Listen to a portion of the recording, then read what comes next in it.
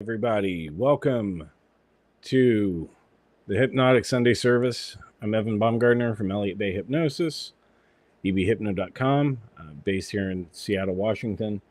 And it looks like I do have audio today, unlike last time where when I adjusted my microphone, I accidentally hit mute.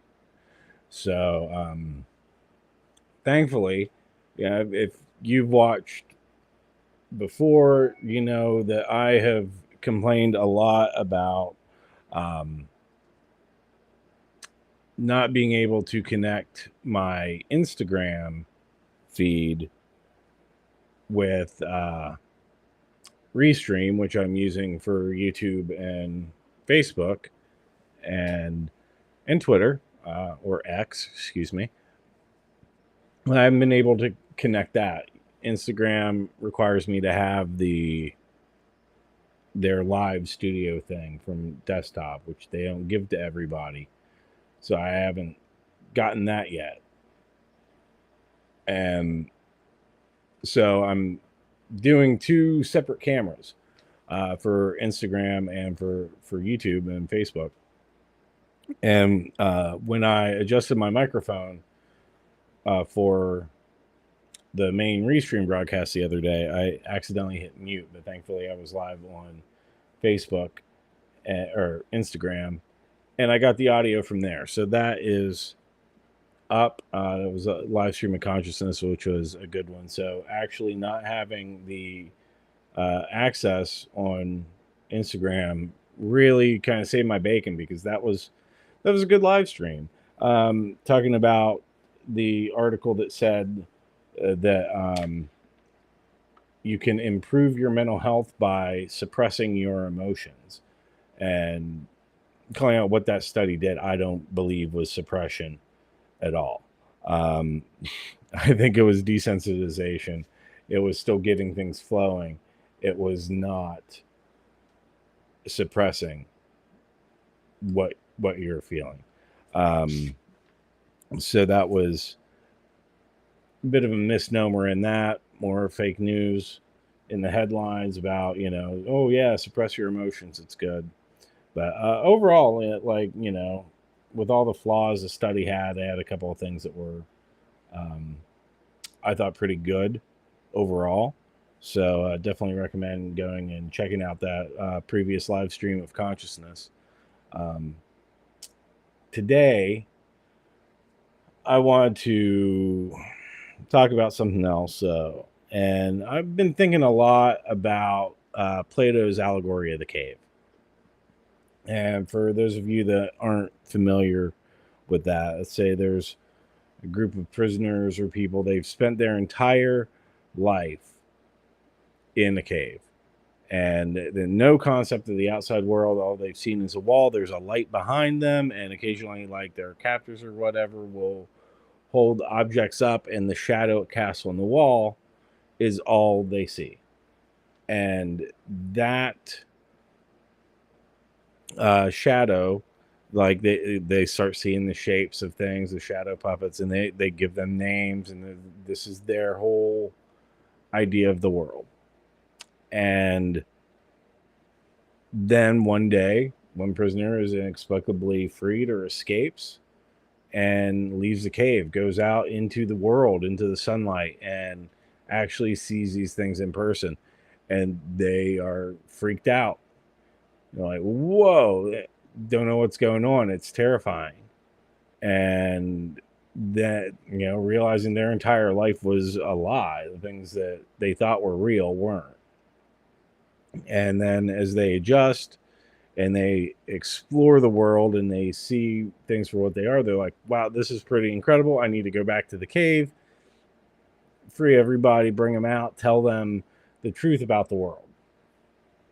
So this person, now with this newfound knowledge of reality, leaves the cave, that left the cave, goes back to the cave, starts telling everybody in the cave about, hey, no, that what you thought was a bird, that's not really a bird. It's all that, it looks completely different. I'm going to show you.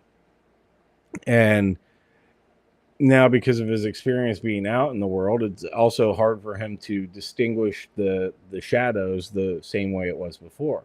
So the prisoner's still in there, believe that, oh, well, he's gone insane from being out there. It has whatever he's talking about is just complete crazy talk. We're not leaving the cave. We don't believe him. And they stay put and they stay locked up. And for us, I mean, a lot of that is if you are telling somebody some knowledge that challenges their existing beliefs, their notion of what reality is, that map of the world in their head that says, no, things are A, B, and C, people will reject that because they don't want their beliefs challenged. They don't want to accept that they were wrong about something. But it's not just like trying to convince somebody of a different position where you kind of run into that same problem as the allegory of the cave. But we have that when we want to make changes for ourselves, and we can think of our unconscious mind as being in the cave. It's in the cave. I mean, literally in our skull, if you want to go that far. But it's in the cave, and it's looking at things. It doesn't distinguish between what's real and what's imaginary, right? That's why we will experience anxiety. Anxiety is imaginary. It's future projection of 1,000,001 what ifs that are probably never going to happen. And even when they do, it's never as bad as we think it's going to be, right? So, but we still feel it. We feel it in the moment when it's happening, as if it is really happening, even though it's a imagined future that we're thinking about. So our subconscious, unconscious mind doesn't distinguish between what's real and what's imaginary. Everything is just the same shadows on the wall in the cave, right? And if we want to change something, we're like, okay, this has got to change. This thing about me, and yeah, everything that we do, all our behaviors, all of that, there's a beneficial, protective intent behind it, to help us out in some way, to protect us, to move us along. But we're resistant to that change because it's this. But then when we can recognize that whatever we were doing before no longer serves us, it doesn't give us a benefit. In fact, this thing that maybe at one time it provided a benefit no longer helps us. It's becoming a detriment now, and we need to change that. And like a quick example would be, like when people have the smoking habit deeply ingrained. It's a lot of times, when did most people start smoking? When they were a teenager. What were they doing? They were with their friends. It was a fun, positive thing. So that association is made right away, and that's why the habit becomes so hard for people to break, because it's so strongly associated with a positive thing, especially young in life, more impressionable as a teenager, where it's going to sink in more along with repetition. So when we go out of our cave and we're in the world and we see, hey, this thing I've been doing isn't helping me. In fact, it's kind of hurting. I need to change it. And we could take that thought and try to send it to our subconscious mind.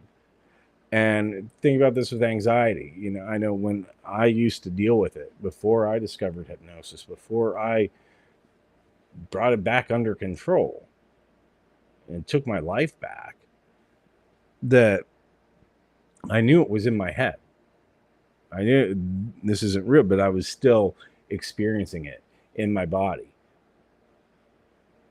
It would still make my chest tighten. It would still tie my stomach up in knots. It would still overheat me, make me sweat, and just generally uncomfortable as everything tightened up, because it was just imagining a situation that was like, get away from this.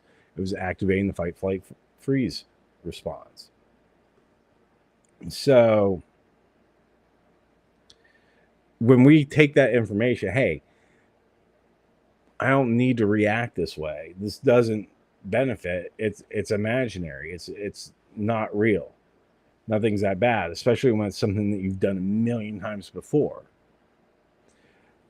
And we tell that to the subconscious mind. The subconscious mind goes, nah, man. Nope, not doing that. You're crazy. You're losing the plot. That's not how it is. This is a danger. This is something I've got to protect us against. We got to do things the old way, the way it's always been done. And that's why it becomes so hard for us to leave our own caves and make those changes and move past that. So what do we do? You know, most people, when it comes to anxiety, to stress, to being depressed, knowing, okay, well, if I can't change that situation, if I can't really get out of my cave, what am I going to do? You just find ways to numb yourself, to not sit with those feelings, to not accept that it's happening because it's uncomfortable, because it's difficult. You know, especially anxiety, it sucks. It doesn't actually feel good in the body. It's painful. You know, so find any way to ignore it, to move away from it, to distract. And that's really what suppressing the emotions is, not the exercise in that study. But go back and watch the most recent live stream of consciousness from a couple days ago. That is, I talk more about that. But with anxiety and things, it's if we're confronting it and we are looking at the fear and the discomfort and the pain and the guilt and the shame that comes with that, and we're accepting it and welcoming it in and going, yeah, this is happening. This is part of who I am. We're all, every single one of us is hardwired to feel these things. Then we can let it go. Then we can make a change. Then we can start coaxing the other prisoners, those parts that are locked in the cave up here, to start coming out and join us in the sunlight. See the world in all its beauty. And start living free of that. I mean, not completely, like I said, we're hardwired. We'll always experience some anxiety. We'll always experience some discomfort, you know, but it doesn't have to be debilitating. It doesn't have to be something that completely interferes with your life, that keeps you from doing the things that you want to do, things that you love doing, and having the life that you want to live. You don't have to isolate yourself. You don't have to keep doing that. And you don't have to numb yourself out with fucking pills so you don't feel it. You can control it. You can be proactive and reclaim your power back from it. And that's what I specialize in helping people do. And that's what brought me to hypnosis, was doing that for myself. So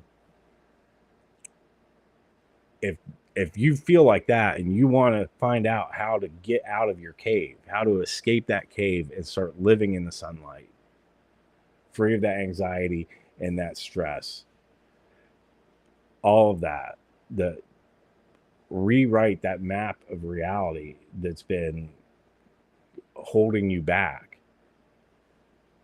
go to EBHypno.com, book a consultation call with me. Free call. Let's talk about your situation. Let's see if hypnosis can help. Let's see if I'm the right person to help you.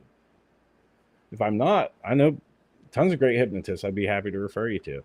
But let's talk about what kind of changes you want and how I can help you get those changes so you can start living the life that you want to live. We don't have to stay chained up in a cave looking at shadows on the wall and thinking that that's reality, because there's so much more out there and you can enjoy it. You can enjoy it all. So that's all for today. Thanks everyone for watching. Again, Evan Baumgardner from Elliott Bay Hypnosis, EBHypno.com. Like I said, if you want to talk about anxiety, confidence issues, whatever you're dealing with, go to EBHypno.com. Book a consultation call with me. Let's talk. Free, no obligation. And there's also training on my site that you can check out. But please give me a follow, subscribe. Don't forget to like the video and leave a comment. Let me know what you think. You know, have you struggled to leave your cave? Have you gotten out of your cave? Are you still trapped in there?